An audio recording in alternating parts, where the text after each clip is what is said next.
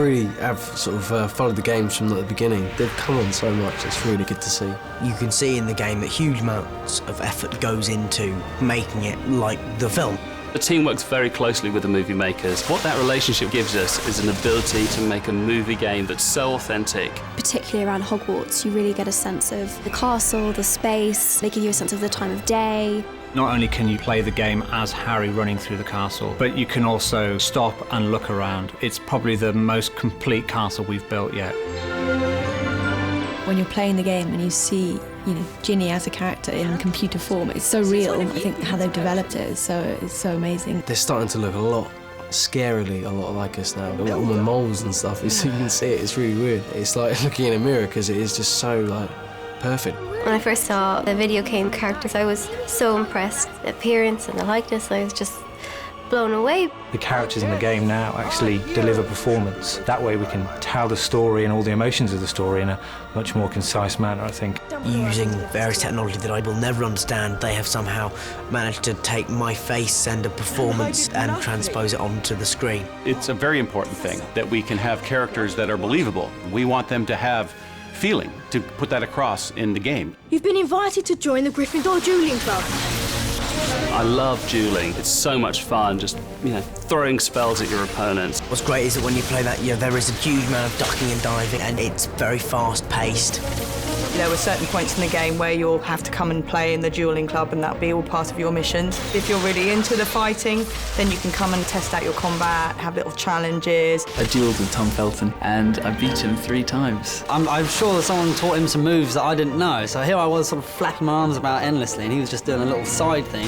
You swish down to the left, and it kept taking half his life, and then another half, and then that was it. So there will be a rematch, mark my words. Time and potions wait for no man.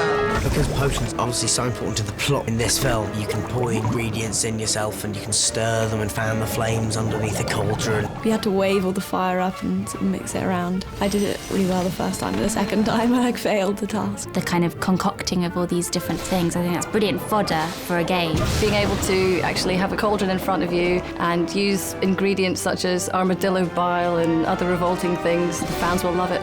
We're using the great themes of the story in the movie to make great gameplay, especially where Ron gets given a love potion and Harry has to try and get him to the potions classroom. On the way, of course, he's trying to chat up every object in sight, both animate and inanimate. Romilda, that's a pretty name for a pretty witch. If I picked a favourite potion, it would be Felix Felicis because it's liquid luck. I just think having that, if you're kind of having a bit of a rubbish day and you could just take a little bit of Felix Felicis and everything would be transformed to go your way. You think that would work? Oh, yes.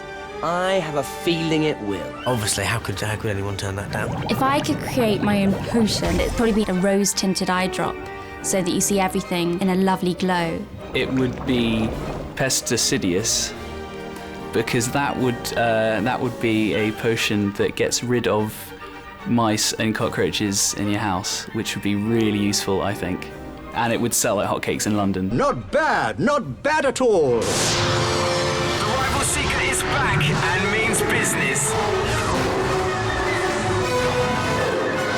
Ow! That looked like it hurt. This year is a really important year for Harry. He is the Quidditch captain. We've got him playing the Seeker in the Quidditch matches. It's kind of wonderful to be able to play Quidditch again without having to actually film it and be on a broomstick and endure the pain that involves. I saw what the Quidditch stand is going to look like as well. It's going to be pretty amazing. How can you have Potter without some good flying? There's no end to what we can do here. Fantastic! Some of the tricks and skills are pretty cool. There's lots of barging. It's quite physical, so it's going to be very like the movie in that respect. We get to give the fans the experience of what it's like to get to the Quidditch pitch. And then when they get there, they get to play Quidditch. It doesn't really get any better than that, I don't think. And Harry wins the match for Gryffindor! I think there's so much within the Half-Blood Prince that every moment within it will be so much fun to play on the game. It just seems a lot more exciting and closer to the film than we have been before. The thing I like about the game is, it gives me a chance to feel like I'm really performing the spells when you have a reaction from the screen. It really does give you a full experience of the Harry Potter world.